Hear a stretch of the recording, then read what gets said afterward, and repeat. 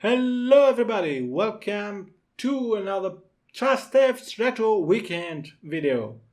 After a small tiny break of 15 or 25 or 35 years, we are back with another Retro Weekend. Yes, it is true. Thank you, thank you. You may now sit down.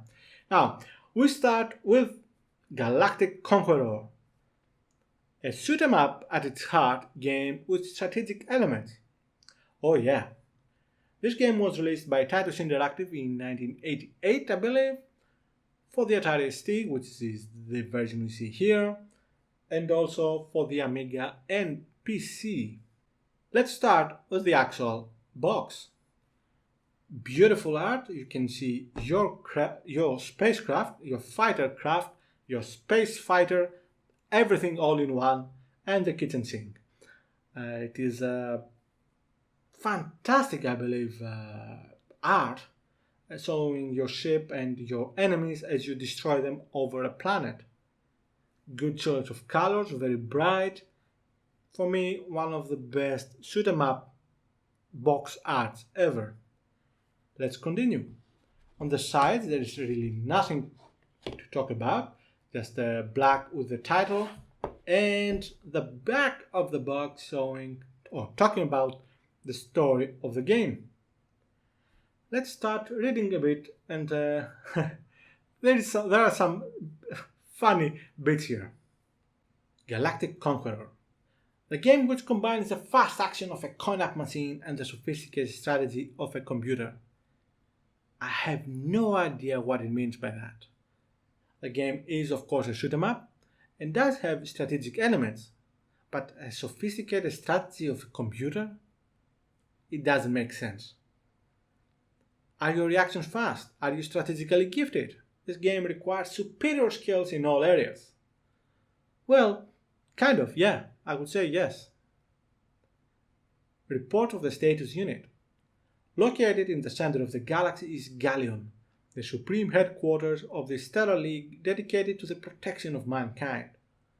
In a remote corner of the galaxy, Galleon's surveillance units have detected what appears to be a small enemy invasion.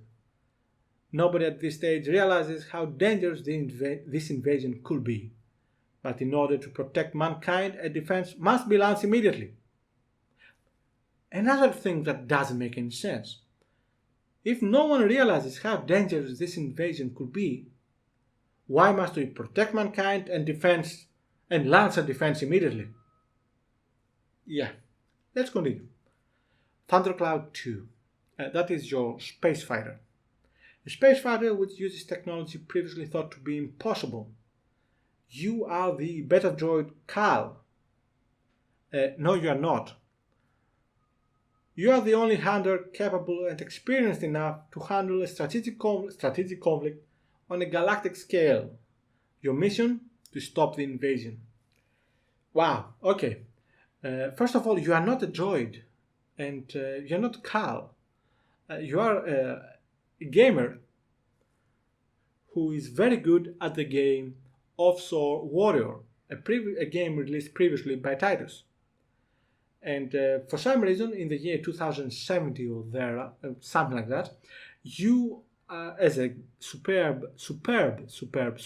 gamer of that game, you are brought to pilot this space fighter.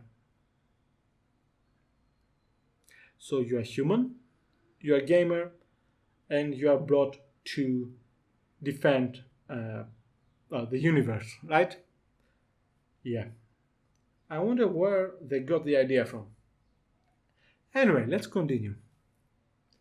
What do we have inside this game, inside this box?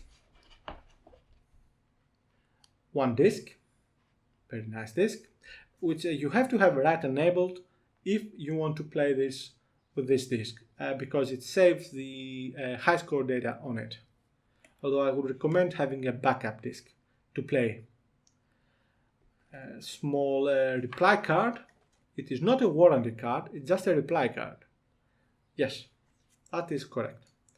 And of course the manual. Unfortunately it is a black and white manual, but let's face it, doesn't really have that much in it to require color. The game itself is quite colorful. Some information how to get the game started on PC, Amiga, and Atari ST. You can play this with the joystick or the keyboard. Your basic controls are up, down, left, right. You can shoot the spacebar or of course the fire button, and you can accelerate and decelerate with the help and undo keys. This I never used back in the day. I didn't see the point. But yes, you can do it if you want to.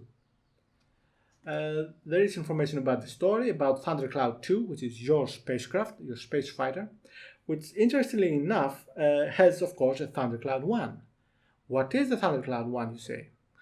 Well, Titus released another game about the same time as this one, called Fire and Forget. It was another shoot 'em up, which I like. In that game, you control an all-terrain vehicle of sorts, and on top of it, you carry a small drone which you can launch at times. That drone is Thundercloud 1. Yes, it is weird. Now, your mission, of course, is to defend your Gallion moon, which is at the center of the galaxy, and its surrounding area. Moons, again. You do that by attacking enemy systems, enemy planets, actually, and the enemy spacecraft and so on. I'll talk more about this when I show you the actual gameplay. Technical information, yeah? This is your spacecraft, Thundercloud 2. Built in 2077. Okay, I was a bit off. Now, this is beautiful.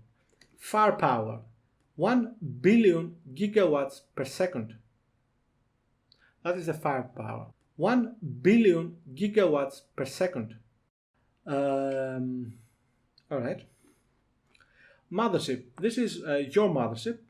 You launch from it and you recharge your sails between levels. And you also use it to go between levels. You travel between the stars if you prefer.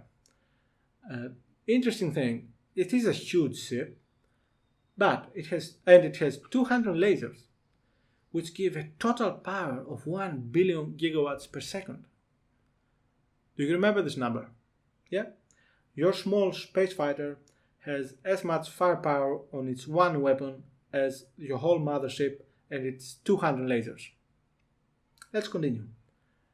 It also has 500 photocannons, 500,000 gigawatt per second each. Alright, better. Yes, space shield, blah blah blah. Now, Gallion is of course at the center of the galaxy. You need to protect it. It has 4 moons. You have satellites, it's called them, that you have to protect them. And at the edges of the galaxy, there are another 4 moons you have to protect. The enemy has a mothership. Actually, it has 4 motherships, which you can destroy if you encounter them, mostly by luck, on the map. You'll see what I mean. And yeah, you get extra points by destroying them. There are also fighters, various fighters, and robots, asteroids, mines, space meteorites, missile launchers, missiles, and missiles. Yes. You get bonus for its enemy, you can see here. And then the manual continues with various strategy plans for how to deal with the situation that might arise. And it's quite good actually, give you some information about how to play the strategic part of the game. And this is the box and the manual. Now let's have a look at this very fun game. The game starts with a very cool intro.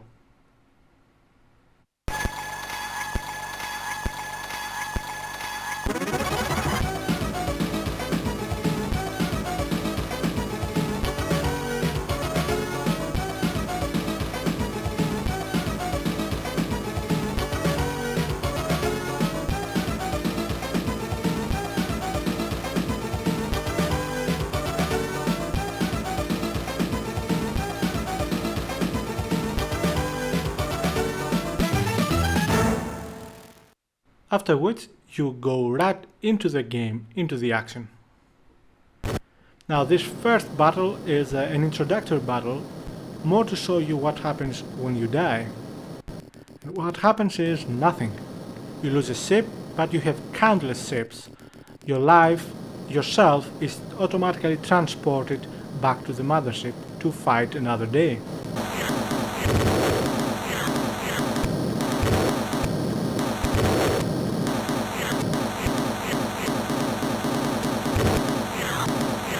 In the strategic map, you can see in red color the planets under control of the enemy forces.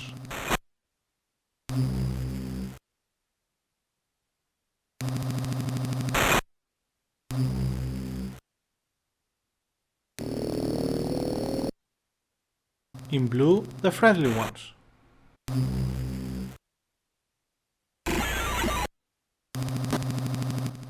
And for some reason, again in red, the central Gallian moon and its 4 satellites you need to defend. After you pick a planet to attack, you are into a 3-part battle. First, over the surface of the planet.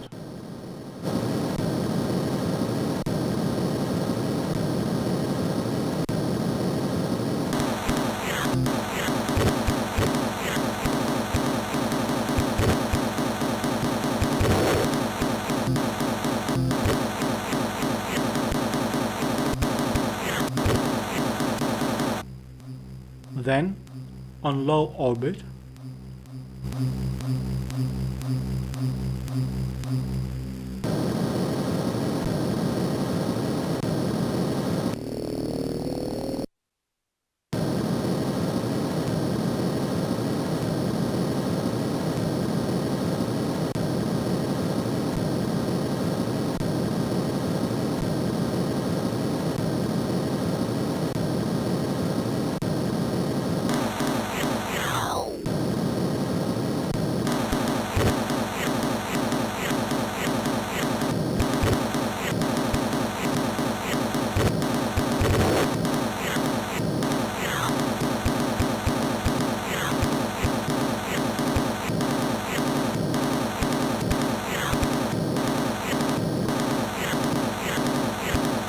and lastly in the space near the planet.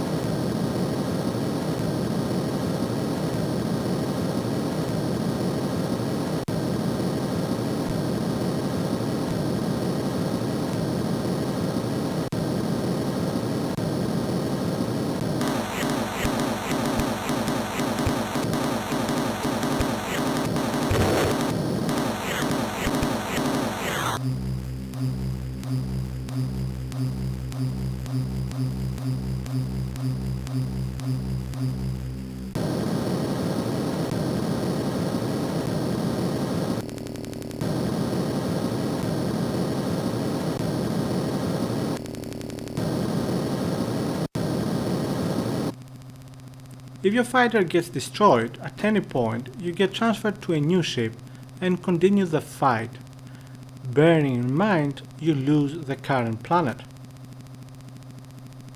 If you beat each part without losing your craft, you then continue, picking the next planet to attack depending on what is going on in the map, where the enemy is advancing, where your forces are counter-attacking, what systems are under threat, and of course above all, defend the core systems.